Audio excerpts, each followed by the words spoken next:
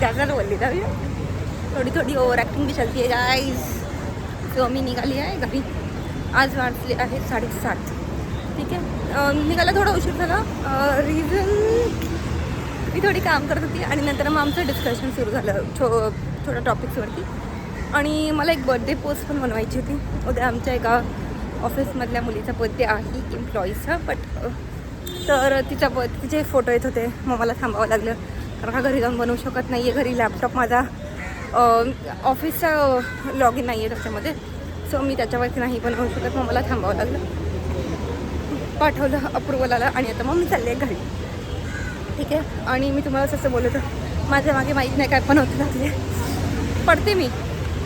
पडते म्हणजे अशी तशी नाही, अफलातून पडते मी. आता पण माझा पाय एवढा दुखतं ना सकाळच्या तर तव्यामुळे. I really can't tell you guys की किती दुखतं आहे मला ते. आणि आता मी ऑफिसवरून आता म्हणजे मी आता स्टेशनलाच चालली आहे. इकडे काय ऑप्शन नाही ऑटोचं. इकडे खूप रिच लोक राहतात त्यामुळे इकडे सगळ्या टॅक्सीज चालतात. ठीक आहे. माहीत नाही कोणी हा नियम काढला आहे की इकडे फोर्टला किंवा मरीन लाईनला टॅक्सीज चालवायच्या, रिक्षा नाही चालवायची. रिक्षा असं वाटतं की ते लोक मला सांगत आहेत की तुम्ही तिकडे राहणार, तुम्ही लोक you are not from South Bombay. ठीक आहे.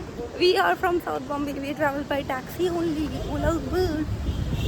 माहीत नाही असं कुठे रूल लिहिलं आहे, मला बघायचंच आहे ते. पण जर गरज आता समजा आय डोंट नो टॅक्सी किती चार्ज करते 1 किलोमीटरसाठी. पण ऑटोमध्ये तुम्ही आय थिंक 26 रुपीजमध्ये येऊ शकता.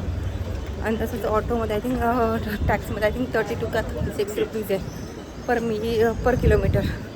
नॉट शुअर, माहीत नाही कारण का गरज पडली नाही कधी. आणि ऑफिस एवढं वॉकिंग डिस्टन्सवरती म्हटलं तेवढं चला तेवढं आपल्या स्टेप्स पण होत आहे. हा एक पॉईंट ऑफ व्ह्यू होता माझा. पण आता कधी कधी कंटाळा आला तर असं वाटतं झाला रिक्षा घेतली असते तर बरं झालं असतं. नाही आहे इकडे. आणि रॅपिडो मला ना खूप भीती वाटते. कोणाच्या बाईकवरती बसायची खूप भीती वाटते. म्हणजे जर तुम्ही कोणा ओळखी असेल तर खूप भीती वाटते. पण मी माझ्या नोन फ्रेंड्सच्या बाईकवरती बसताना पण 4 वेळा विचार करते की बाबा बसू की नको. मला स्वतःला भीती वाटते मी काहीच नाही करू शकत. Sorry guys. तर हां, ही एक गोष्ट आहे. मला कोणाच्या ड्रायव्हिंगवरती भरोसा नाही आहे कारण काही जेवढे ॲक्सिडेंट्स ऐकलेत ना त्यानंतर खरंच मला भरोसा नाही राहिला.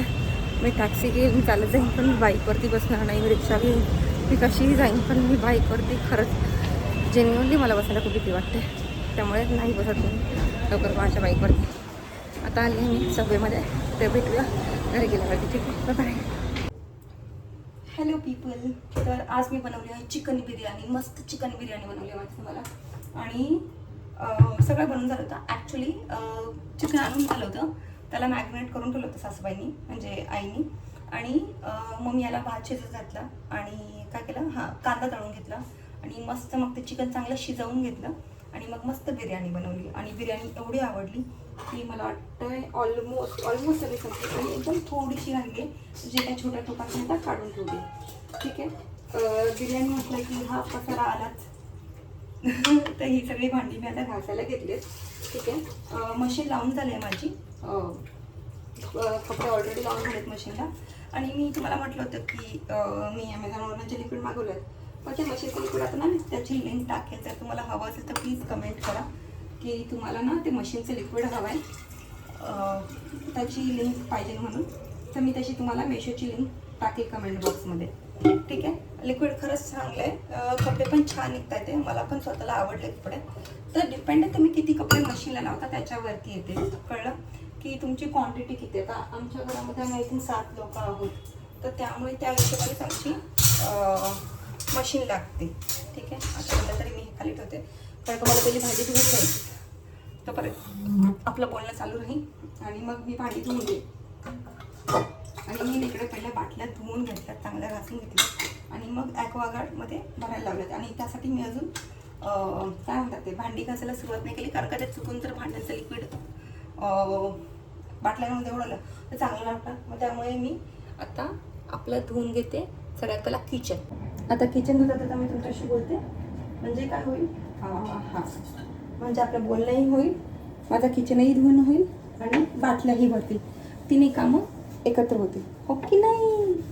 आणि माझा पाय आता जरा दुखतोय, जरा म्हणजे काय तो खूपच दुखतोय. सकाळी मी बोलली ते तुम्हाला माझ्या पायावरती तवा पडला होता आणि तो असा तसा नाही, तो खूप जोरात पडला होता आणि तो लोखंडाचा तवा होता.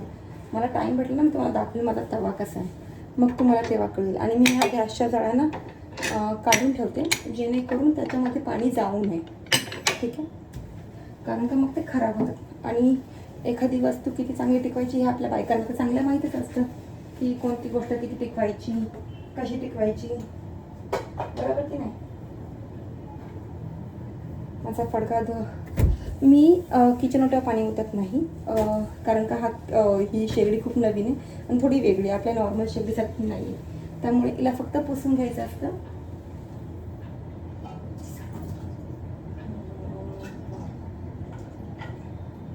मी ट्राय करते की मी टच नाही करणार वायरला, कारण का मग हे नको, काय म्हणतात ते, खराब हात नको. कारण का मी आता ओटा साफ करते, ठीक आहे. माझ्या सासूबाई स्वच्छतेच्या बाबतीत खूप पर्टिक्युलर, त्यांना एखादी गोष्ट नाही आवडत तेव्हा नाही आवडत, ठीक आहे. आता झाला माझा ओटा पुसून, आता मी भांडी घासून घेते. आता माझ्या बाटल्या भरून झाल्या तिथे, ठीक आहे. आणि आता बाटल्या ठेवून घेते. पहिला फ्रीजमध्ये रिधान पण आला आहे माझ्याबरोबर व्हिडिओ शूट करायला. मी व्हिडिओ शूट करत असली की रिधानला असं वाटतं तो खूप मोठा सेलिब्रिटी आहे आणि त्या हिशोबाने तो येऊन इथे मस्ती करायला लागतो, हो की नाही बाळा. तुला असं वाटतं ना तो खूप मोठा सेलिब्रिटी आहे. तुझं गाणं म्हण ना, छान गाणं म्हण ना तुझं, सगळे ऐकतील. बोल पटापट, नाही तर माझ्याकडे वेळ नाहीये. मग राहू दे, सोड जा. बोल ना बाबू. नको वाजवू, नको वाजवू. म्हणायचे का गाणं? जाऊ दे, नको जा. बोलते बोलते. हा मग जा पटकन म्हण.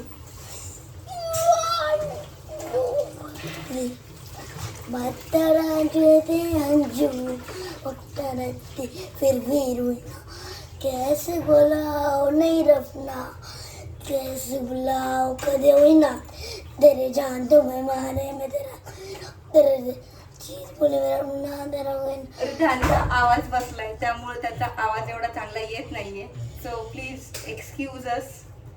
तू छान दुसरं एखादं छान गाणं म्हण ना. आवाज बसलाय माझ्या बाबूचा. ठीक आहे, जा तू आता, जा सिंबाचे पाय धुवून. तेवढं सिंबा आता राऊंड मारून आला आहे आमचा, ठीक आहे.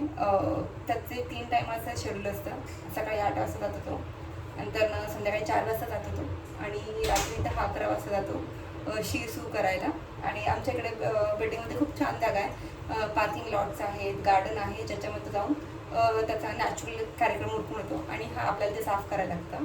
त्यामुळे जाताना आपण पेपर घेऊन जायचं असतं. कुठेही नाही शिकेली चालत तिकडे, तुम्हाला तुमच्या डॉगच्या मागे साफ करायला लागतं. तो आजच्यासाठी हा व्हिडिओ एवढाच आहे. मी भांडी घासून घेते आणि भेटूया मग उद्या.